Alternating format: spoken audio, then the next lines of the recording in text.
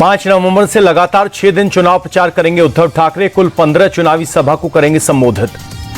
महाराष्ट्र के सीएम एकनाथ शिंदे का बयान। कांग्रेस से गठबंधन से पहले उद्धव ठाकरे को समझाया था, पार्टी बचाने के लिए बीजेपी के साथ बनाई सरकार। उद्धव ठाकरे निजी स्वार्थ मोहमाया में फंसे थे, सीएम बनने के लिए बीजेपी का साथ छोड़ा, एकनाथ शिंदे का टैग। सीएम फेस पर बोले सीएम शिंदे, अभी मैं टीम लीडर हूं, हमारी टीम में हर कोई बराबर है। महाराष्ट्र बीजेपी के लिए अच्छी खबर। बोरीवली से नामांकन वापस ले सकते हैं गोपाल शेट्टी। विनोद तावड़े से मुलाकात के बाद दिए संकेत। गोपाल शेट्टी से मुलाकात पर बोले डिप्टी सीएम देवेंद्र फडणवीस, उम्मीद है वो पार्टी के निर्णय का साथ देंगे। मालाड से कांग्रेस कैंडिडेट असलम शेख के चुनावी हलफनामे पर बीजेपी ने उठाए सवाल। 2019 में 12वीं पास बताया था, इस बार 8वीं पास बताया है। महाराष्ट्र कांग्रेस प्रभारी रमेश चेन्नीथल्ला बोले, हम अपने बागियों को मनाने में सफल रहे। कांग्रेस और शिवसेना यूबीटी भी अपने बागी नेताओं को मना रही है। राहुल गांधी 6 नवंबर को महाराष्ट्र कांग्रेस की गारंटी का करेंगे लॉन्च।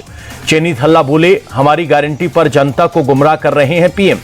महाराष्ट्र कांग्रेस ने टिकट बंटवारे में मुसलमानों को पर्याप्त रिप्रेजेंटेशन दिया, रमेश चेन्नीथल्ला का दावा। एनसीपी में फूट का दिखा असर। शरद पवार और अजित पवार ने पहली बार अलग अलग मनाई दिवाली पड़वा। बारामती में शरद पवार के आवास पर पहुंचे लोग, दिवाली पड़वा की दी बधाई। युगेंद्र पवार की उम्मीदवारी पर बोले अजित पवार के बेटे पार्थ, युगेंद्र मेरे पिता के सामने बहुत छोटे हैं, किसमें मैच्योरिटी है जनता जानती है। परिवार में बंटवारे पर सुप्रिया सुले का बयान। परिवार में बंटवारा बीजेपी का कारनामा।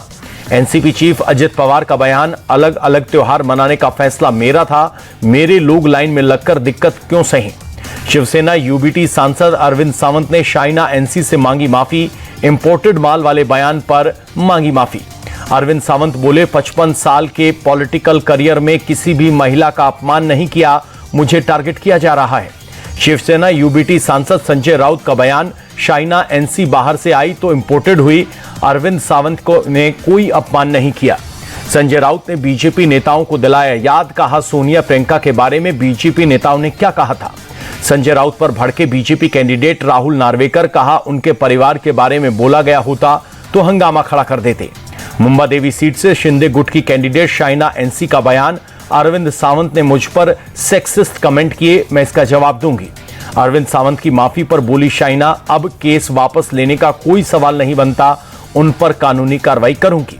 संजय राउत को शाइना एनसी ने दिया जवाब, कहा उनको अगर माल शब्द से आपत्ति नहीं है तो ये उनकी मानसिकता को दर्शाता है।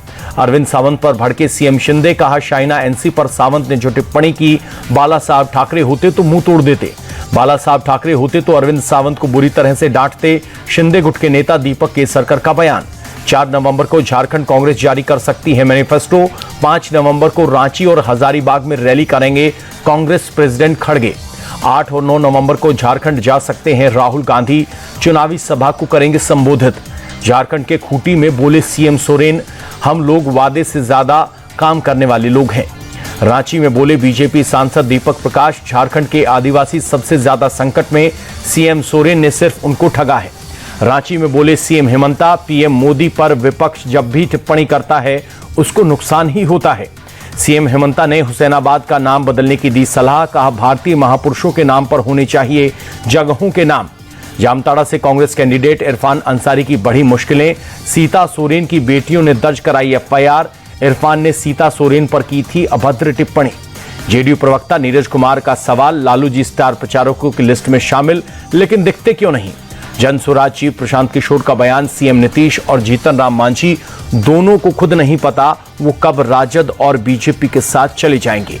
इमामगंज की जनता से प्रशांत किशोर का वादा, अब आपके पास विकल्प है, जन स्वराज को जिताएं, रोजगार के लिए बाहर नहीं जाना पड़ेगा। प्रशांत किशोर का बयान, जन स्वराज का चुनाव चिन्ह स्कूल बैग, क्योंकि पढ़ाई से ही गरीबी खत्म की जा सकती है। खड़गे के बयान पर बोले बीजेपी सांसद सुधांशु त्रिवेदी, विपक्ष का दिमाग इतना खाली है कि सत्ता में आने पर सरकारी खजाना खाली कर देते हैं। कांग्रेस आर्थिक चुनौती लेकर आती है, कांग्रेस को खटाखट फटाफट सब बंद हो गया, सुधांशु त्रिवेदी ने साधा निशाना।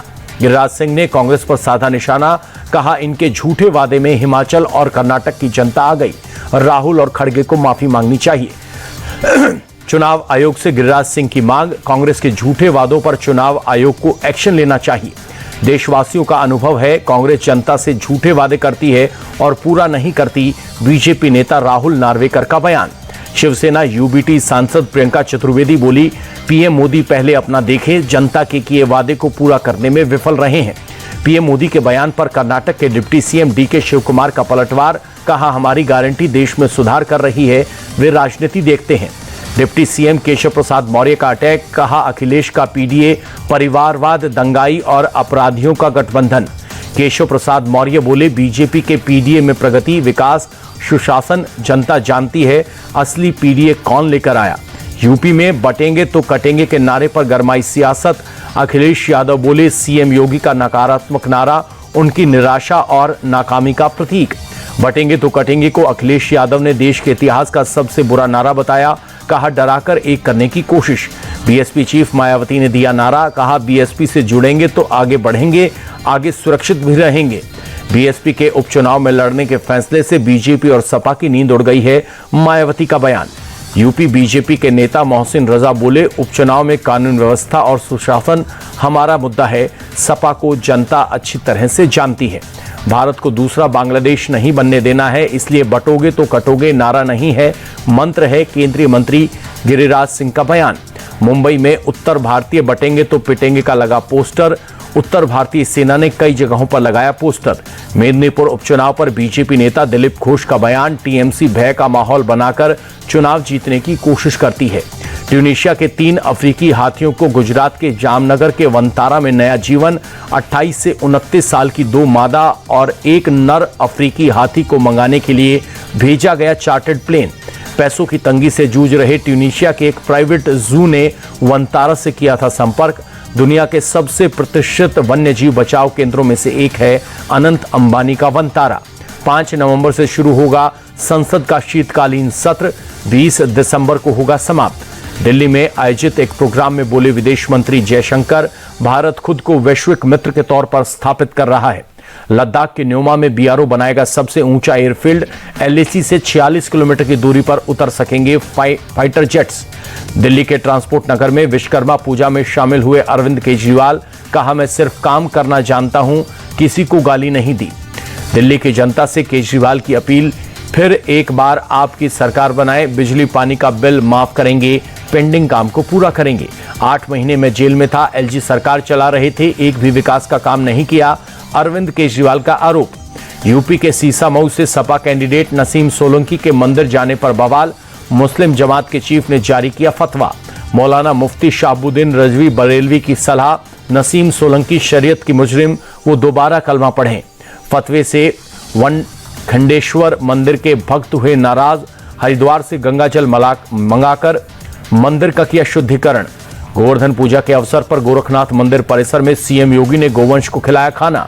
भोपाल में गोवर्धन पूजा पर कार्यक्रम आयोजित, सीएम मोहन यादव ने गाय को खिलाया खाना। सीएम मोहन यादव बोले, गोवंश से भारत की पहचान है, एमपी सरकार गोवंश के संरक्षण के लिए बड़ा काम कर रही है। एमपी कांग्रेस चीफ जीतू पटवारी का सवाल, एमपी सरकार बताए रोजाना 100 गाय की मौत एक्सीडेंट से क्यों होती है। सीएम मोहन यादव बताएं गौशालाओं और गाय के राशन की उचित व्यवस्था क्यों नहीं है, जीतू पटवारी का सवाल। बड़गाम में यूपी के मजदूरों पर आतंकी हमले का मामला, रक्षा मंत्री राजनाथ सिंह बोले जल्दी ही आतंकी वारदातें खत्म होंगी। बड़गाम आतंकी हमले पर बोले असदुद्दीन ओवैसी, पाकिस्तानी आतंकियों की एंट्री रोके मोदी सरकार। जम्मू कश्मीर के अनंतनाग में 2 आतंकी ढेर, राइफलमैन हिलाल अहमद की हत्या में शामिल थे दोनों आतंकी। साउथ कश्मीर के कोकरनाग में भी एक आतंकी ढेर, इलाके में सर्च ऑपरेशन जारी। श्रीनगर के खानियार में एनकाउंटर में एक आतंकी ढेर, सेना के 4 जवान हुए घायल, 2 आतंकियों के छिपे होने की आशंका। आतंकी हमले पर बोले एनसी चीफ फारूक अब्दुल्ला, पहली ऐसी घटनाएं क्यों नहीं होती थी, इसके पीछे कोई एजेंसी तो नहीं। फारूक अब्दुल्ला का बयान, संकट पैदा कर जम्मू कश्मीर सरकार को अस्थिर करने की कोशिश हो रही है। दिल्ली में एयर क्वालिटी में मामूली सुधार, कई इलाकों में AQI बहुत खराब की कैटेगरी में शामिल। दिल्ली में खराब एयर क्वालिटी को सुधारने की कोशिशें, मथुरा रोड में हुआ पानी का छिड़काव। न्यूजीलैंड के खिलाफ तीसरे मैच का दूसरा दिन, न्यूजीलैंड ने बनाई 143 रनों की बढ़त।